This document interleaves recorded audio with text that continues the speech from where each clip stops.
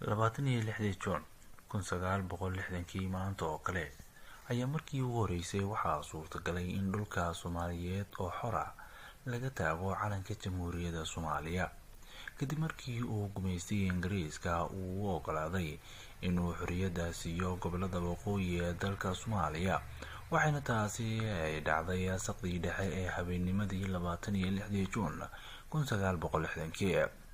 ayadoo fagaaraha bartamaha magaalada Hargeysa xilli 12 habeenimo laga taagay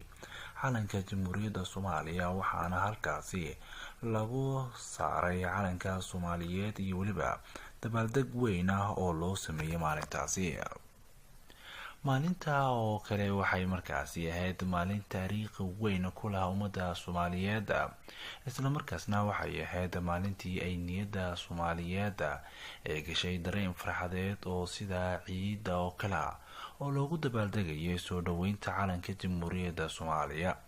markii ugu horeysay laga dul taago dhulka Soomaaliya taasina waxay dhalisay aragti guud in ummadda Soomaaliyeed hankii ay wada sugayeen muddooyin badan ah oo u hirgalay waxaana markaasi hal mar isbedelay xilligaasi jawiga goobtaasi calanka laga suray guud ahaan dhulalka Soomaaliya ayaa waxaa hal mar farxad weyn ah laga dareemay markii calanka Soomaaliyeed laga suray ciida Soomaaliya waanigo Cabdinaasir Bambey waxaan leeyahay ummadda Soomaaliyeed meel walba ay joogaan